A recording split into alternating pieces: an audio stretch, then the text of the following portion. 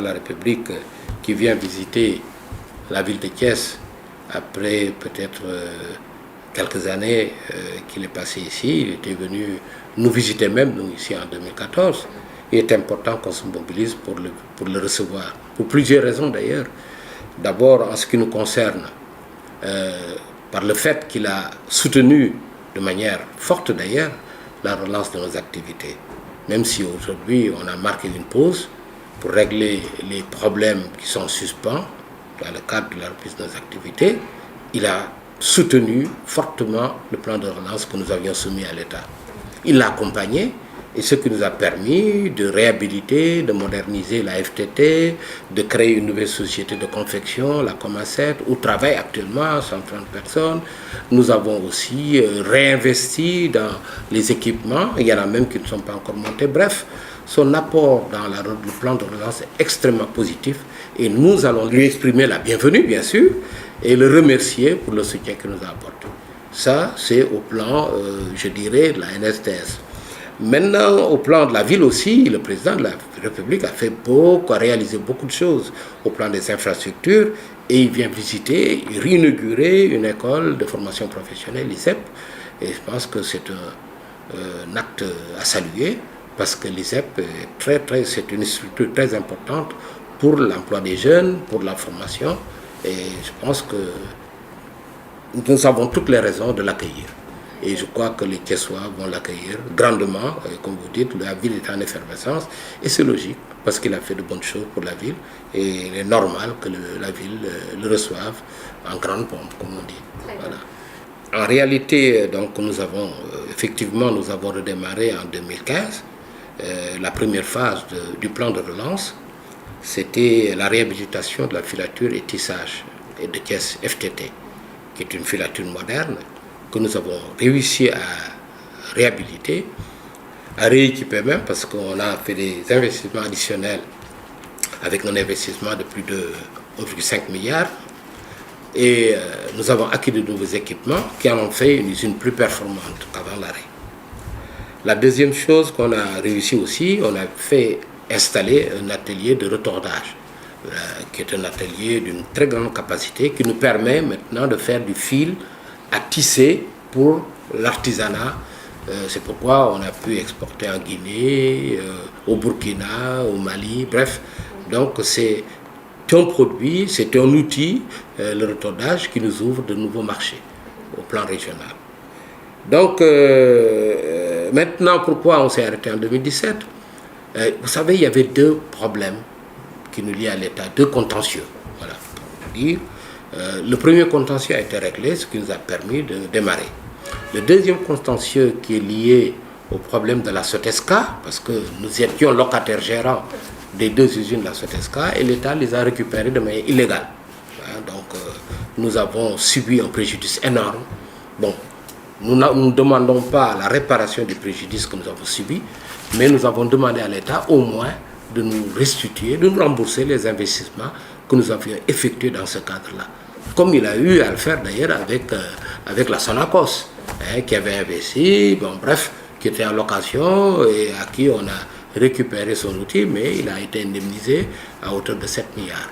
Nous, on a mis plus de 10 milliards dans les usines de la Sotesca. On attend de trouver une solution définitive avec l'État pour pouvoir assainir nos comptes. Allouer 450 milliards pour les jeunes, pour l'emploi des jeunes, c'est très important sur les 3 années à venir. Nous, aujourd'hui, nous réclamons 10 milliards à l'État. Si ce problème est réglé, on promet, on s'engage à créer 1150 emplois. Ce n'est pas compliqué. À travers les 3 usines qui sont sur ce site-là, comme A7, FTT, NSTS, globalement, on peut offrir 1150 emplois permanents, sans compter les emplois temporaires ou même journaliers qu'on utilise régulièrement, parce que quand on décharge chaque fois un camion de coton, c'est une dizaine de journaliers qu'on prend pour décharger les balles. Donc, bref, vous savez, l'entreprise industrielle, je pense, est la plus, surtout dans le domaine du textile, est la plus indiquée pour la création d'emplois dans un pays. Et ce n'est pas pour rien qu'aujourd'hui, le secteur textile est le premier employeur au monde. Partout dans le monde, le secteur textile est le premier employeur. Et ici, il y a un moment donné, le secteur textile était très fort, mais dans la période des années 2000, tout a été détruit. Totalement. Toutes les entreprises ont été fermées pour la cupidité de certains dirigeants qui étaient là. Bref, mais ce qui est évident que nous sommes prêts, dans le cadre du plan d'urgence, à apporter une contribution forte pour l'emploi des jeunes. Et je montrais tout à l'heure à M. Sey que nous avons ouvert un registre ici en 2014, après le passage du président, pour enregistrer les demandeurs d'emploi. Aujourd'hui, au 17 juin, on est à 4192 demandes. Donc il y a 4000 jeunes qui frappent à notre porte pour un emploi. Nous avons une responsabilité très forte pour ne pas décevoir, pour ne pas que cet espoir soit vain. Ils ont fondé beaucoup d'espoir dans la réouverture, dans la relance de nos activités. Nous devons tout faire pour que cette histoire ne soit pas vaine. Je me réjouis d'ailleurs de l'orientation aussi qui a été prise pour l'emploi des jeunes. En 1991, j'ai retrouvé l'article. J'avais fait un article, si vous visitez le net, peut-être vous pouvez le trouver, et je l'avais intitulé « Les jeunes et l'emploi pour une politique d'insertion locale ». C'était ça le titre. C'était sorti dans le Soleil, 1991. Tout ce que j'avais préconisé, même les pôles emploi qui sont en train de développer, j'ai développé ça avec les mêmes termes dans cet article. Je recommandais à l'époque, c'était le président Diouf, je disais qu'il faut aller au plus près des jeunes pour les aider à l'insertion professionnelle. Vous savez pourquoi? Parce que quand je suis rentré en France, de la France, je me suis rendu compte que les jeunes Sénégalais ne connaissaient même pas, même les diplômés de l'université, ne connaissaient pas le tissu industriel de leur pays, ne connaissaient pas les entreprises qui fonctionnaient, ne connaissaient rien de ce qui se passait dans ce pays-là. Ils ne savaient même pas où aller pour chercher un emploi.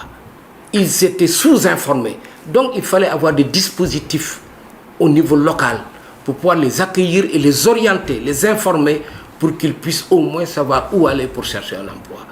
Et je crois que cette initiative déjà qui est prise par le gouvernement est une initiative très pertinente, parce que moi je le soutiens depuis 1991 et je l'ai écrit, documenté. Donc déjà sur ce plan-là, vraiment je me réjouis de cette approche. Deuxièmement, pour la promotion de l'emploi, il faut revenir au plan Sénégal émergent. Il y a une composante essentielle qui est la transformation structurelle de notre économie. Beaucoup de gens ne savent pas ce que ça signifie. Mais cette transformation structurelle, si elle est mise en œuvre avec des orientations précises dans les filières, dans les secteurs, une démarche de manière sectorielle, si on fait cela, je pense qu'on peut absorber une bonne partie des demandeurs d'emploi. Et c'est possible. Une transformation structurelle de notre économie, c'est aller aussi vers l'industrialisation. Et je crois fondamentalement à cela. On doit s'industrialiser. C'est la porte du développement. C'est prévu dans le cadre du PSE. Mais il faudrait fouetter le processus. Il faudrait une approche sectorielle. Qu'on dise, par exemple, le secteur textile, voilà ce qu'on veut faire. Et j'ai la conviction que le Sénégal peut être une alternative de la Chine pour l'approvisionnement des marchés américains et européens. J'ai la profonde conviction, parce que j'ai rencontré beaucoup d'acheteurs américains, j'ai rencontré beaucoup d'acheteurs français. Ils cherchent une alternative à la Chine. Et quand les Américains avaient voté la loi AGOA, ce n'était rien d'autre que cela. C'était pour favoriser justement les Africains, pour qu'ils prennent conscience qu'ils peuvent constituer une alternative. Et notre pays est l'un des mieux placés pour jouer ce rôle-là. Malheureusement, les autorités africaines, au lieu de rester dans le cadre de cette loi qui visait particulièrement le textile, ils ont cherché à rallonger les listes des produits éligibles, le ditar, rajouter le ditar. Les Américains ne connaissaient pas le ditar, rajouter je sais pas quoi, tous les produits exotiques. dont les quantités sont faibles pour le marché américain. Et au lieu de se concentrer sur le textile pour constituer une offre suffisante pour le marché américain, non, ils ont laissé filer l'occasion. Et on est toujours au point mort en ce qui concerne les avantages locaux. Bref, il y a des opportunités pour créer des emplois. Le plan de relance en est eu. Hein, l'ANSTS s'engage pour créer 1150 emplois et peut aller au-delà si les conditions sont là d'investissement. Et pour revenir maintenant au message des jeunes, le seul message que je donne aux jeunes, c'est de croire en leur pays. Mais un pays aussi ne peut pas se développer dans l'anarchie. Je demande aux jeunes de respecter les institutions de la République, de respecter, d'être des jeunes disciplinés et qui sont prêts à faire des efforts dans le cadre de leur formation, dans la recherche de travail. On ne peut rien réaliser sans effort. Le pays, le Sénégal est un pays stable. Cette stabilité vaut de l'or. Et aucun investisseur ne viendra dans notre pays s'il n'y a pas la stabilité et la paix. Donc on doit cultiver cette paix, cette stabilité et de résister à l'agression d'activistes qui sont partout dans le monde. Hein. C'est la mode. Les activistes sont partout et c'est un mouvement qui se développe.